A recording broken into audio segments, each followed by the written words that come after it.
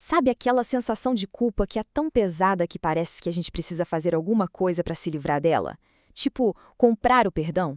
Pois é, hoje a gente vai mergulhar numa história bem antiga que fala exatamente sobre isso. E olha, o que ela tem para nos ensinar é surpreendente. Então, o ponto de partida aqui é esse sentimento que, vamos combinar, todo mundo conhece bem, né? A culpa. Aquela vozinha na cabeça, aquele peso no peito que diz: você errou.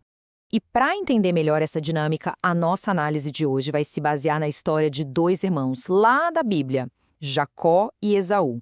E a rivalidade entre eles, olha, começou literalmente antes mesmo deles nascerem. A coisa entre eles foi bem complicada. Jacó, o irmão mais novo, passou a perna no mais velho, Esaú, de várias maneiras. Ele comprou o direito de primogenitura do irmão por um prato de comida. E depois, se passando pelo irmão, roubou a bênção do pai. A situação ficou tão feia, mas tão feia, que Jacó teve de se fugir para não morrer. E com ele, claro, foi o peso gigantesco de tudo o que ele tinha feito. O tempo passa. Muitos anos, na verdade. Mas a culpa? A culpa continua lá, firme e forte. Jacó vive com essa sombra, atormentado pela ideia de que, uma hora ou outra, a conta pelo que ele fez ia chegar. Então chega o momento que ele mais temia, a hora de voltar para casa e reencontrar o irmão. E o que Jacó faz? Movido pelo puro medo, ele bola um plano. Uma estratégia que, na cabeça dele, era a única saída. Ele vai tentar comprar o perdão de Esaú. E quando a gente fala em comprar, não é pouca coisa, não. Ele separa uma fortuna em animais. 200 cabras e 20 bodes, 200 ovelhas e 20 carneiros, 30 camelas com seus filhotes, 40 vacas, 10 touros, enfim. Era uma caravana imensa, com mais de 550 animais. A ideia era mandar esses presentes na frente, em ondas, para tentar amolecer o coração do irmão antes mesmo de eles se encontrarem. A mentalidade dele fica muito clara num trecho que diz o seguinte: eu o apaziguarei com esses presentes. Mais tarde, quando eu o vir, talvez me receba. Ou seja, era um negócio, uma transação pura e simples. Eu te dou isso, você me dá o perdão. E a minha segurança.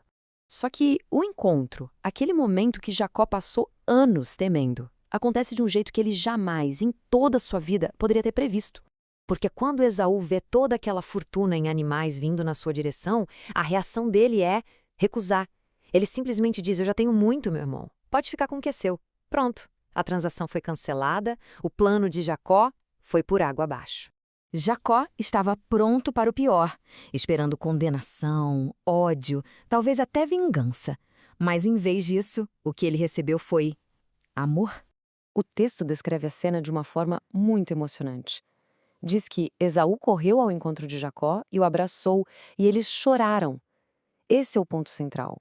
O perdão não foi resultado de um pagamento. Ele foi dado de graça. Na verdade, Esaú já tinha perdoado o irmão muito antes de ver qualquer presente. É aqui que a história desses dois irmãos deixa de ser só sobre eles e passa a ser, de certa forma, sobre todos nós. Ela funciona como uma grande alegoria, uma metáfora para a busca humana por perdão e redenção. Pensa bem, assim como Jacó, com sua caravana de animais, quantas vezes as pessoas não tentam pagar por seus erros? Isso é o que se chama de espiritualidade transacional. É aquela ideia de que, se a gente fizer certos sacrifícios, der certas ofertas, cumprir certos rituais, a gente consegue comprar o favor de um poder superior ou o perdão. O paralelo que a fonte traça é bem direto. Primeiro, a gente sente o peso da culpa, exatamente como Jacó. Depois, a gente tenta pagar por esse erro com o nosso próprio esforço.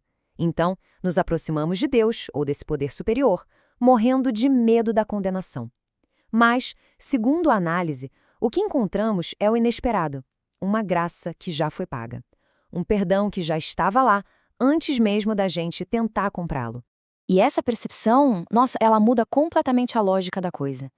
Principalmente a motivação por trás de qualquer ato de dar, de ofertar. Basicamente, existem duas mentalidades aqui. De um lado, você tem a oferta como pagamento. A motivação é um medo. É uma tentativa de ganhar o perdão. Isso nasce de uma consciência de culpa. Do outro lado, a oferta é vista como gratidão. A motivação é o amor. É uma resposta a um perdão que já foi recebido. Isso vem de uma consciência de quem foi perdoado. É uma diferença gigantesca, né? E é exatamente isso que acontece no final da história. Jacó insiste e Esaú aceita um presente. Mas nesse ponto, o sentido do presente mudou totalmente. Não era mais uma tentativa de comprar o perdão, mas sim um gesto de pura gratidão pelo perdão que ele acabou de receber de graça. A aplicação disso para os dias de hoje é direta. O texto argumenta que quando as pessoas entregam suas ofertas ou dízimos, não deveria ser para comprar um perdão ou uma bênção. Deveria ser um ato de gratidão. Porque nessa visão, o perdão e a bênção já foram dados. E tudo isso nos leva a uma reflexão final, uma pergunta que fica no ar. E se fosse possível viver, não mais com a consciência pesada da culpa, mas sim com a consciência leve de quem foi perdoado? Imagina só, como seria a vida a partir dessa perspectiva?